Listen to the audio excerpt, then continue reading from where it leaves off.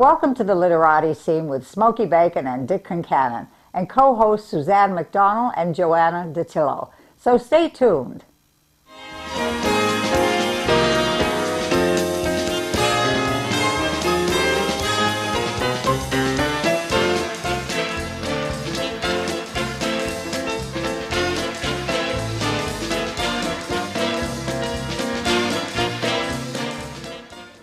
Often is not in Boston. One hears stories about nursing facilities. So when one chooses a nursing facility, they want to be very careful.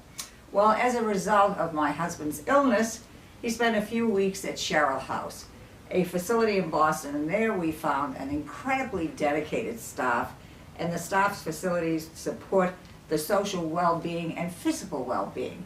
They are very definitive on this, that there are two ways to approach getting better. And today our guests are Jamie Dane, Director of Rehabilitation, and Jill Jones, Director of Business Development. Jamie, you're Jill. I'm sorry, the J and J gets me. Jill, this is a 196 nonprofit facility, regionally dedicated to the caring of the elderly after a severe operation, what have you. What do you feel sets it apart? There are many groups here in Boston, but there is a distinctive difference in your group, if you would tell our viewers. I think there's several things that set us apart, but the fact that we have been in existence for over 100 years in the city of Boston, the fact that we're not for profit, and the fact that our dedicated staff has longevity in the facility, and they really love what they do. And that, how about yourself? How do you feel? Absolutely. When it comes to the longevity of the staff, the fact that we do belong in the city of Boston, we're part of the city of Boston for over 100 plus years. We take care of the residents of Boston, whether it's from the local hospitals or from home for our long-term care residents. We do try to provide a service to the community of Boston. Now, there are 800, how many people do you have at one time at the house? We have a 196 bed skilled facility. So at any given time, we have we could have up to 196 patients. Okay, now you have a special program there, which is the Return to Home. Correct. Which sounded very interesting to me. If you would let our viewers know about it. Sure. So the Return to Home program is a 41-bed skilled nursing and rehab unit. Licensed physical occupational speech therapist. We provide care 7 days a week with skilled. The nurses obviously provide the care of medical needs. Rehab provides the rehabilitation needs. We service the local hospitals from Boston with the residents' needs of surgery, whether it's a neurological disorder, surgical disorder, and provide a program to safely return them home to their highest functioning level. Do you find yourself unique in this aspect of this return to home, that indeed that it is not that dwelled upon in other organizations, that you have discovered something that you find terribly important? We do. The return to home is so important, and because the people are having a change in their psychosocial issues, whether from the hospital to, it's a big change in their life when it comes to a major surgery or illness. And to be able to return them to their functioning, to return home at their highest level is very important. Yeah, well, I found that pretty much ignored in most hospitals. That if you are been through a successful operation, then that's nirvana to the organization. Yes. But that is, I was amazed to see that you feel that's just as important as the stay. Absolutely. Definitely, and I think one thing that truly sets us apart, which Jamie could speak of more importantly, is the fact that all of our staff is our own staff. We don't use agency, we do not subcontract out. So this distinguishes you from other organizations? Absolutely. Yes. And especially Jamie's rehab department. Tell us about that. If Sure, you would tell our absolutely. viewers. So it's a department made up of 22 therapists, physical, occupational, speech therapy. We really emphasize individualized treatment. We also use our social work department to early on in the patient's stay to do a individualized care plan to set forth their care while they're there and their potential return to home and the dates and things like that.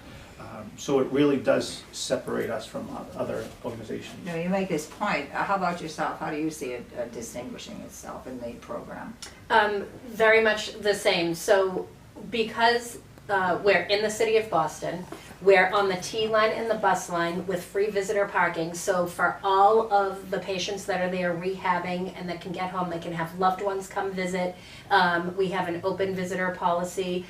We encourage. That amazed me. That you had It does. I Yep. think that's absolutely fabulous. In other words, you're not visiting there at the convenience of the people that work there. You're visiting there at the convenience of the people who are the patients there. Patients. Correct.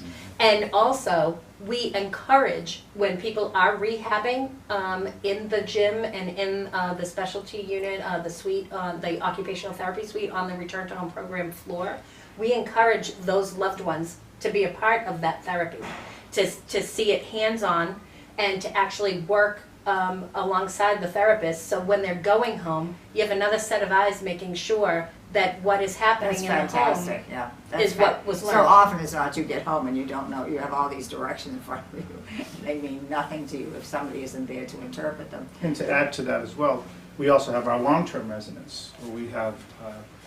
Yeah, we do- tell us we about do- that. I didn't realize that. We do three things well. We do short-term rehabilitation with the return to home program, long-term care, and Alzheimer's dementia care as well.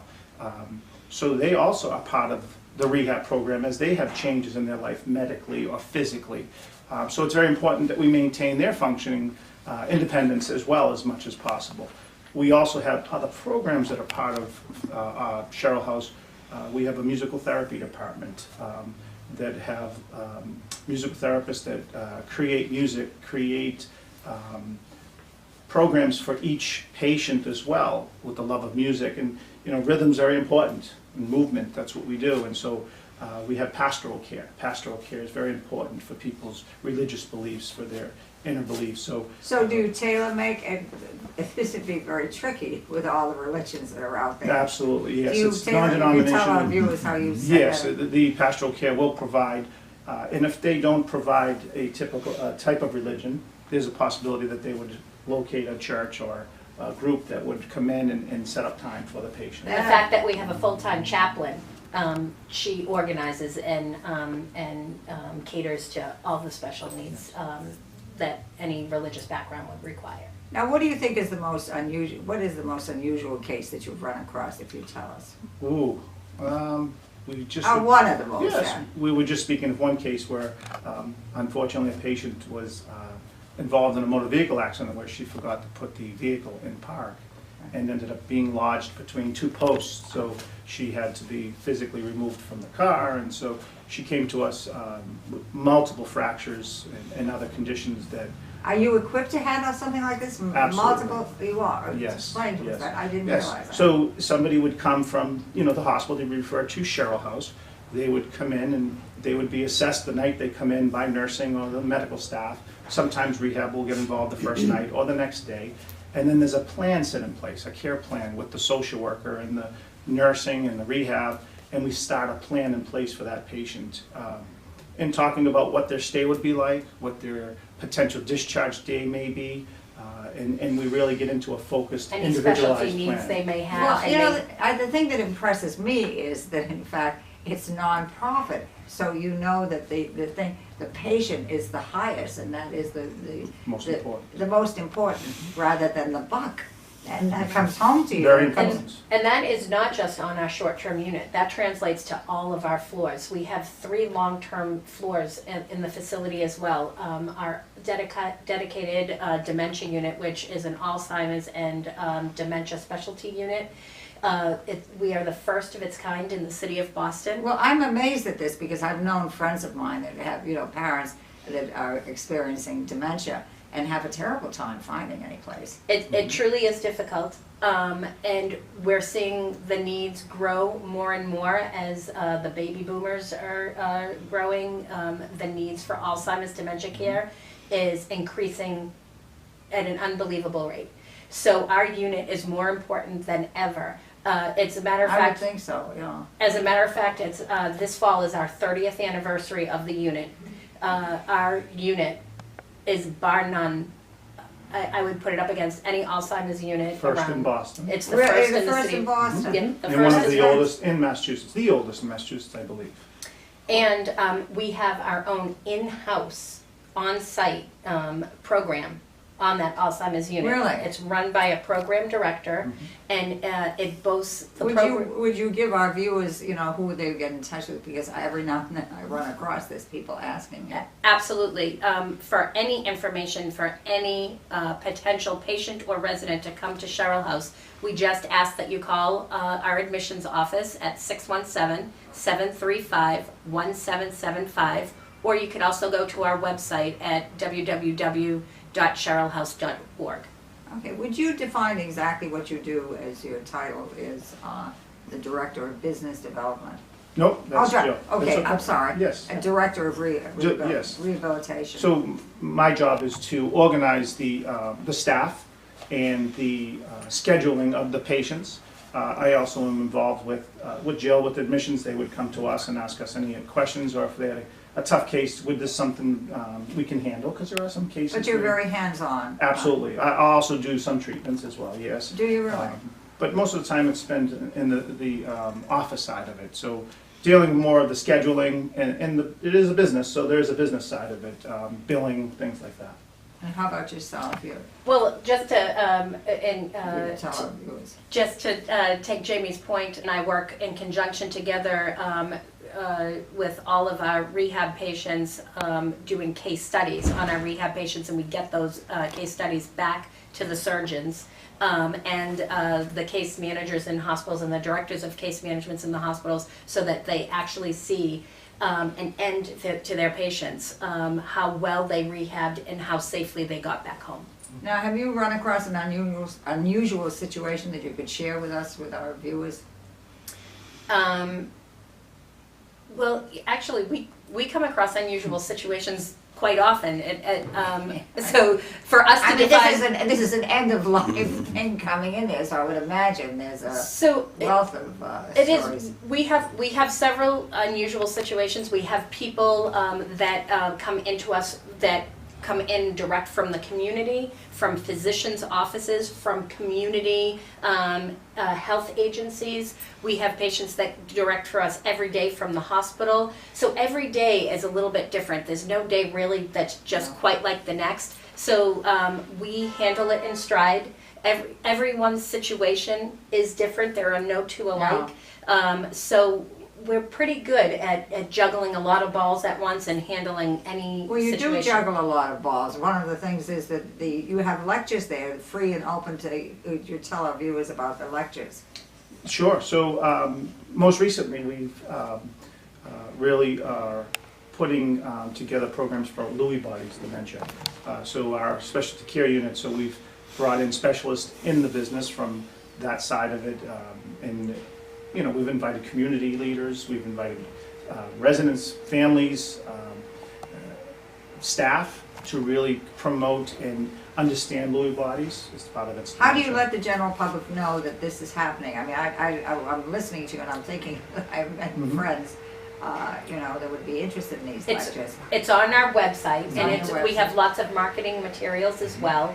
And anyone that is admitted into the facility is given information upon any of these happenings throughout that they can share with anyone. But if you do log on to our website at sherrillhouse.org, You will all of find that it. information is listed. Now, being a nonprofit, I know that you are relying on the general public out there to enforce all the things that you're doing, and it takes money. If you would explain to our viewers how you get around this.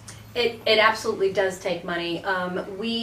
What most people don't realize is that insurances do not cover the extra programs that we provide. I have to tell you, more good news from the insurance company. I mean, Yeah. that must be a kick in the...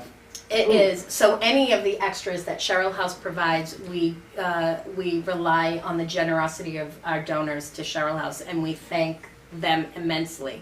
If anyone is willing and thoughtful enough to donate, We just ask that you contact Sherrill House via the website, and anyone would be able to assist you in the development department. Do you have anything to do with the fundraising? I think what we do every day is part of the fundraising, It is. and we all take a part of that. It's very important to have, you provide a good quality care, and that comes at a cost. So we deal with, like you Yes. said, the insurance companies and Medicare. There is no bubbling Medicaid. fountain money coming out There's there. not, I believe, Medicaid, hasn't been an increase in a number of years. We are part of the city of Boston.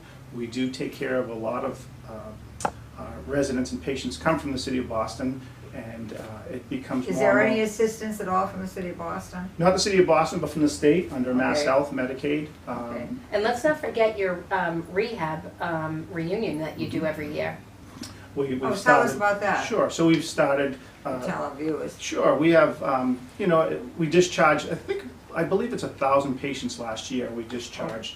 And we send out an invitation to ask them to come back if they're able to, and to really, we want to check on them to see how they're doing, see how their recovery has gone, and see if, how they've made out over the last year or so since they've been with us. And all results have been favorable, I would hope. So far, so good, yes. And we do receive generous donations from instances patients, yeah. like that of past patients, and Really? we're so appreciative. Tell Absolutely. us about the music program.